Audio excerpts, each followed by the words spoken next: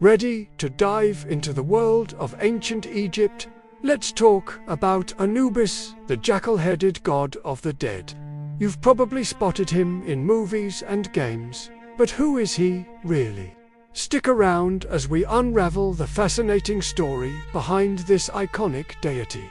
Anubis is one of the oldest gods in the Egyptian pantheon, with his name appearing in texts dating back to the Old Kingdom over 4,500 years ago.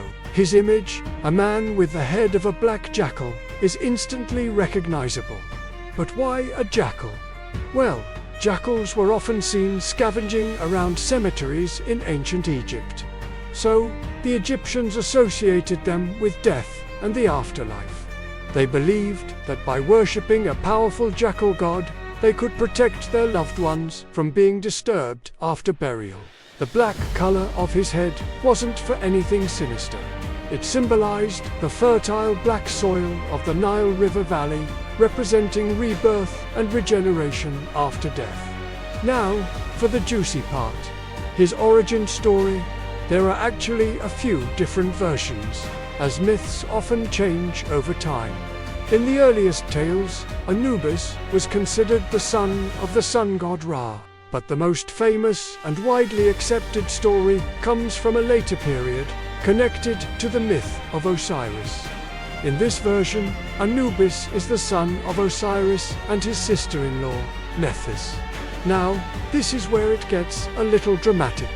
Nephthys was married to the chaotic desert god, Set, but she longed for a child and was deeply drawn to her brother-in-law, the wise and just Osiris. One night, she disguised herself as Osiris's wife, Isis, and tricked him into an affair. From this union, Anubis was born. Fearing the wrath of her husband Set, Nephthys abandoned the infant Anubis in the marshes of the Nile Delta. But Isis, Osiris's true wife, found the baby. Instead of being angry, she felt compassion and adopted Anubis as her own son. She raised him with love and care, and he grew up to be a loyal and powerful god. This act of kindness would be repaid in a huge way later on. When Set eventually discovered Osiris's existence and murdered him out of jealousy, it was Anubis who stepped in to help. He invented the art of embalming and mummification to preserve Osiris's body. He carefully wrapped the body in linen bandages, performing the first ever funerary rites. This act transformed Osiris, allowing him to be resurrected as the king of the underworld.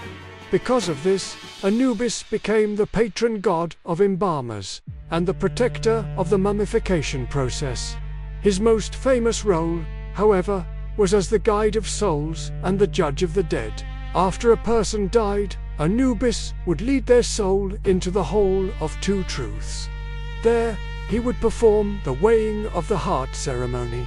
The deceased person's heart was placed on one side of a scale, and on the other was the feather of Maat, the goddess of truth and justice. If the heart was lighter than the feather, it meant the person had lived a righteous life, and Anubis would guide them to a peaceful afterlife with Osiris. But if the heart was heavy with sins and weighed more than the feather, it would be devoured by the terrifying demoness Ammit, and the soul would cease to exist forever. Anubis wasn't a figure to be feared, but a just and impartial guide, ensuring everyone got what they deserved. So, from a secret birth and abandonment to becoming the inventor of mummification and the ultimate judge of souls, Anubis's story is one of loyalty, justice, and compassion. He wasn't a dark god of death, but a protector who guided the dead on their final journey, ensuring the cycle of life and rebirth continued. What do you find most fascinating about Anubis? Let me know in the comments below. Thanks for watching, and don't forget to like and subscribe for more deep dives into ancient mythology. See you next time.